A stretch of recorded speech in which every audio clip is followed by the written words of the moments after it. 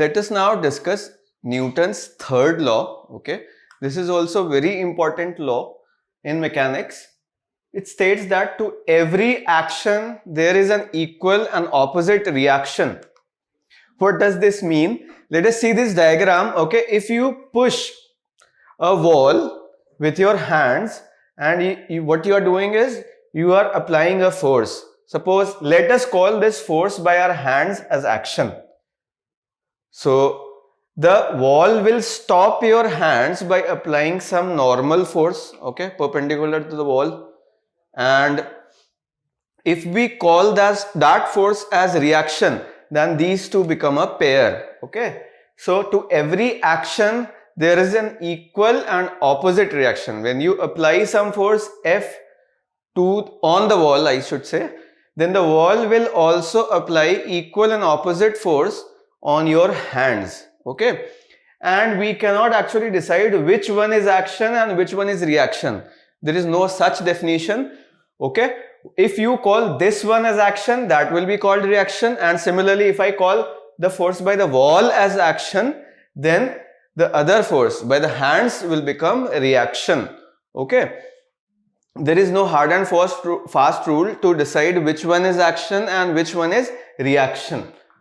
Both of these are forces, they have equal magnitude but opposite direction. See, the terms action and reaction in the third law mean nothing but force. Both of them are force actually. Okay, so forces always occur in pairs. This is also very important statement. See, forces always occur in pairs.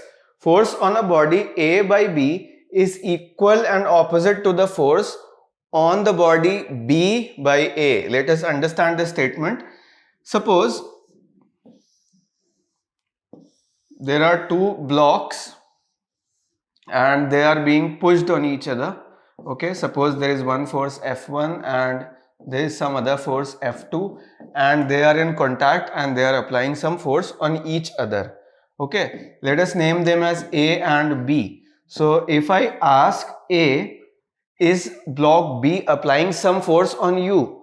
Block B will say yes, I will apply some force N on block A.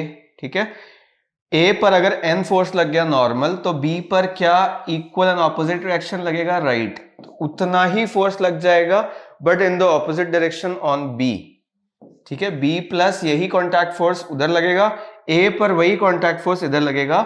Right, and these two forces N and N form action reaction pair.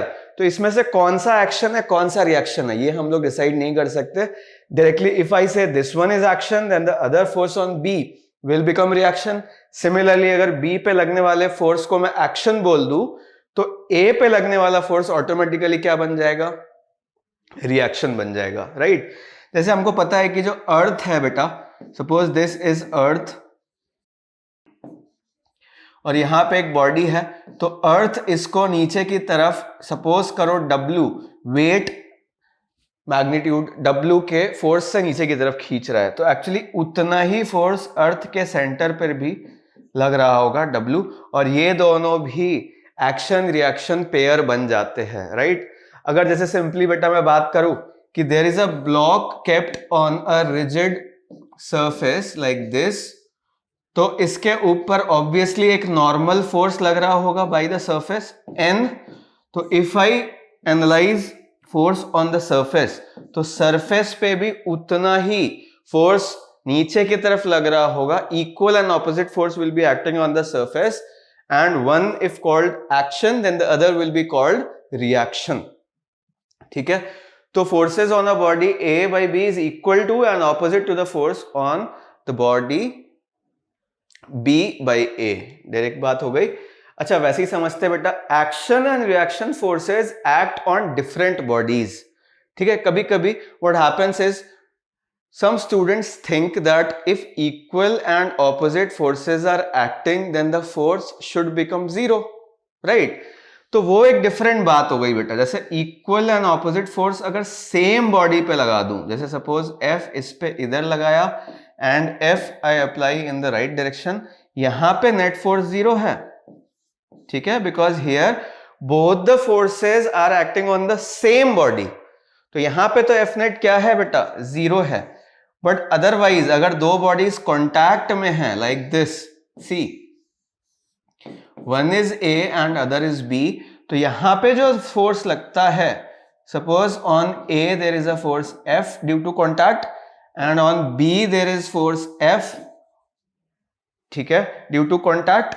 तो ये वाले forces equal and opposite हैं, but ये different bodies पे लग रहे हैं, तो इनका सम 0 नहीं हो जाता, डिफरेंट बॉडीज पे हैं ऑल टुगेदर। तो A के लिए अगर फोर्स बात करोगे तो only F is there in the left direction. If I talk about B, तो उस पे F है इन द राइट डायरेक्शन, बिल्कुल अलग बातें हैं। देखिए, thus if we are considering the motion of any one body, only one force of the two forces relevant। अगर A की बात करोगे तो लेफ्ट वाला फोर्स F, अगर B की बात करोगे तो राइट वाला फोर्स F। ऐसा नहीं होगा दोनों एक ही बॉडी पे आ गया, बट इस केस में क्या होगा, अगर ये बॉडी A अकेला है तो F rightward and F leftward, तो 0 हो गया, ठीक है। These two situations are different, ये दोनों एक्शन रिएक्शन नहीं है, समझ आया। ये दो इंडिविजुअल फोर्सेस हैं, they are not action reaction forces. ये two opposite forces are there on single body, but ये क्या है, equal and opposite forces on two different bodies, they can be called action and reaction forces. Okay, तो यहां पे एक बात लिखी हुई है, देखो, very important point, it is an error to add up the two forces and claim that the net force is 0। इन दोनों के बीच का जो नेट फोर्स है, मतलब दोनों फोर्सेस हैं, इनको ऐड कर दें और बोलें कि भाई A पे नेट फोर्स 0 है या B पे नेट फोर्स 0 है, तो that will be erroneous to say that. Okay, वो गलत हो जाएगा, बिकॉज इंडिविजुअल बॉडीज पे सिर्फ सिंगल फोर्स बन रहा है, तो वो 0 नहीं है उस बॉडी के लिए, correct. I hope you understand this.